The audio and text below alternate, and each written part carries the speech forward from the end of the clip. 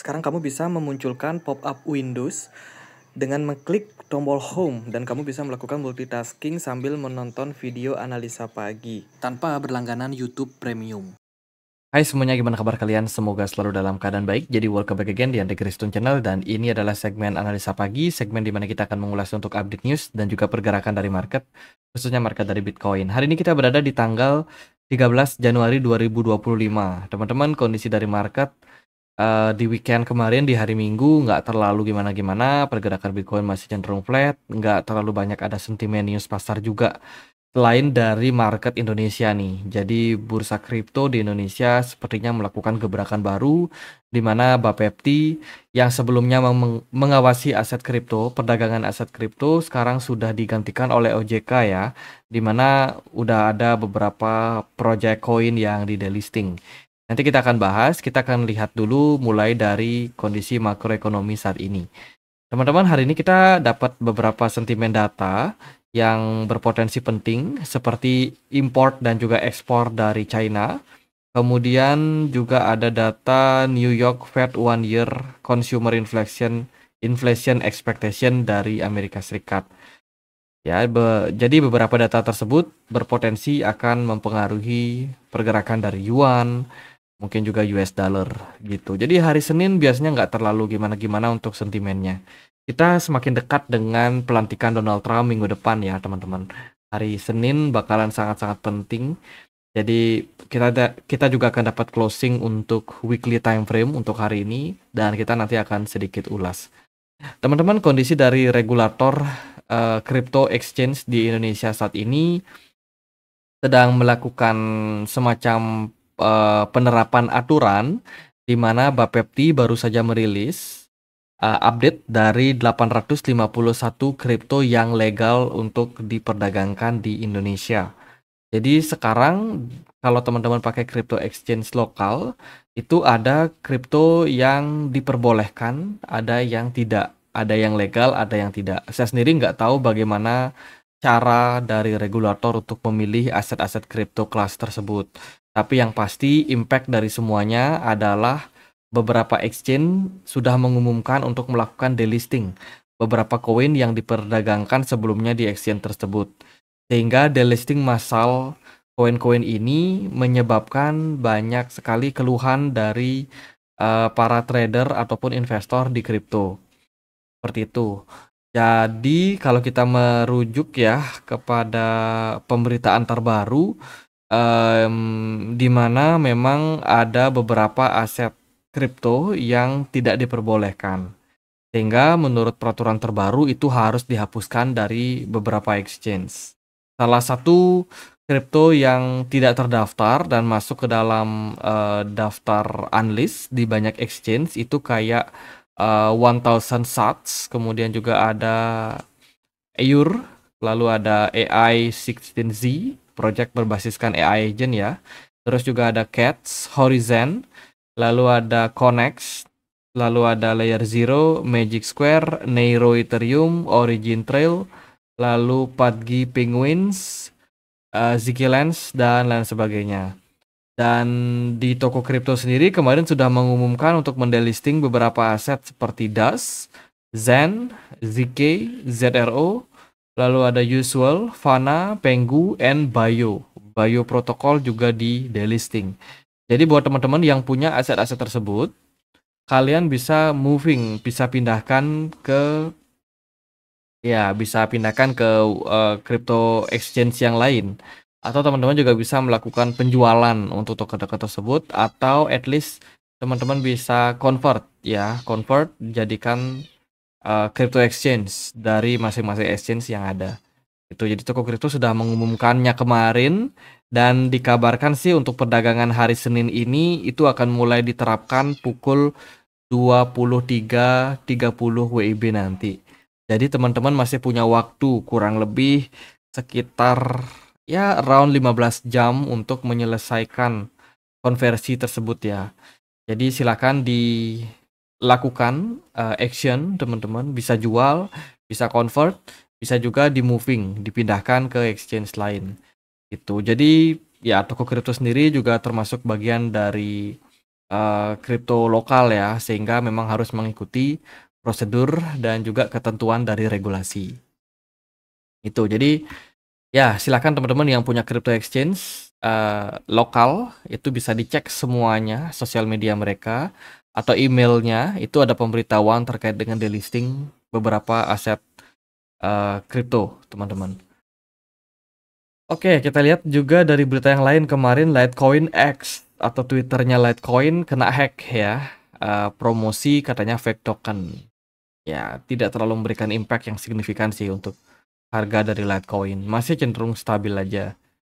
Kemudian Singapura baru saja melabel bahwa Polymarket itu ilegal gambling dan dilarang ya untuk diakses di negara Singapura.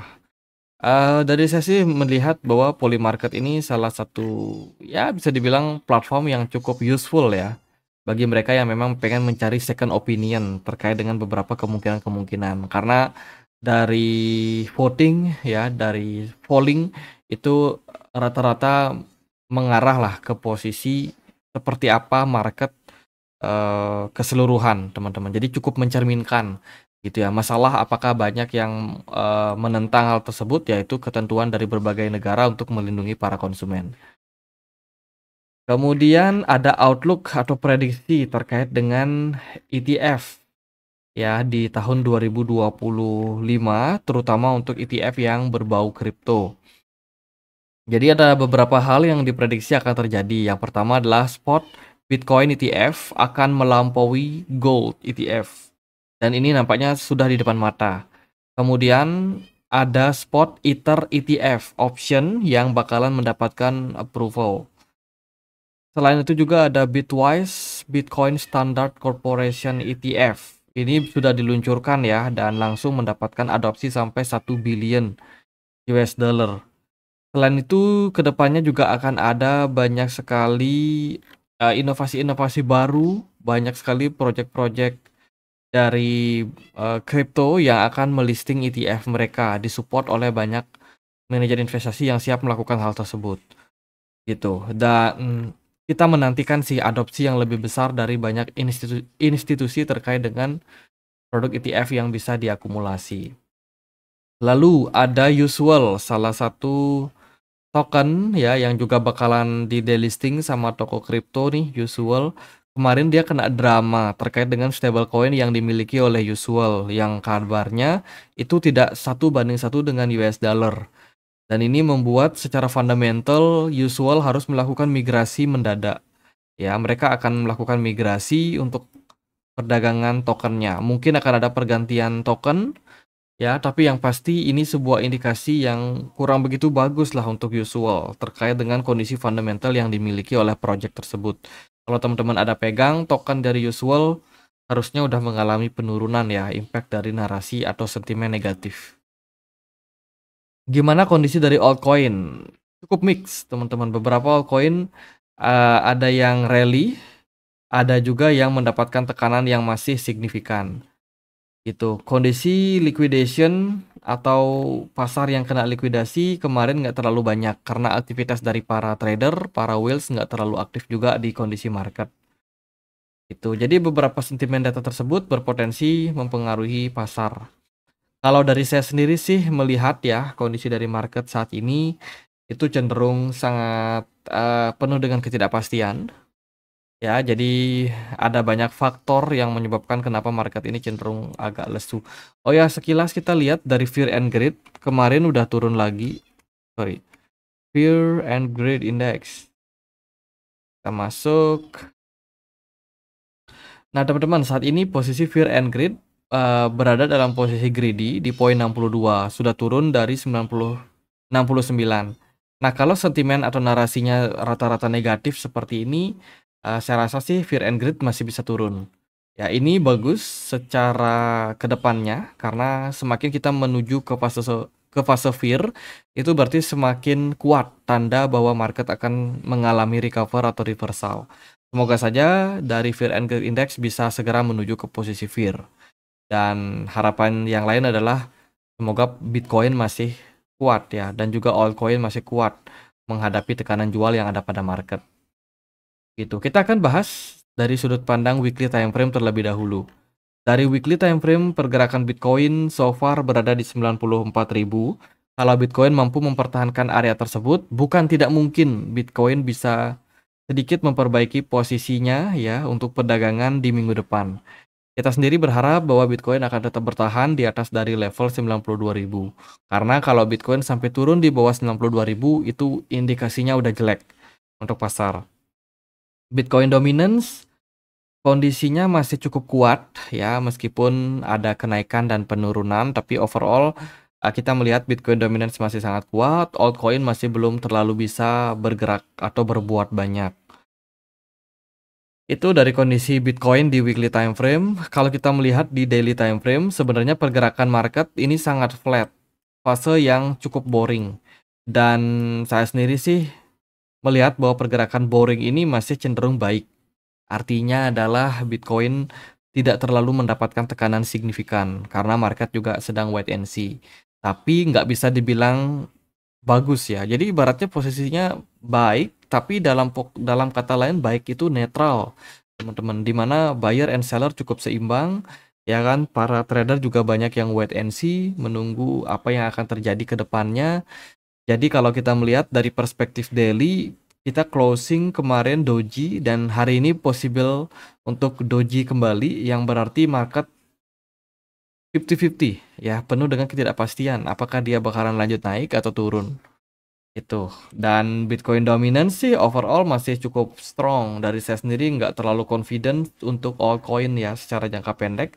Meskipun kita sudah melihat nih bau-bau ada penurunan dari Bitcoin dominance. Tapi yang namanya Bitcoin dominance itu sangat-sangat misteri. Teman-teman, dilihat dari pergerakan sejak November sampai saat ini memang ada kenaikan ya dari Bitcoin dominance.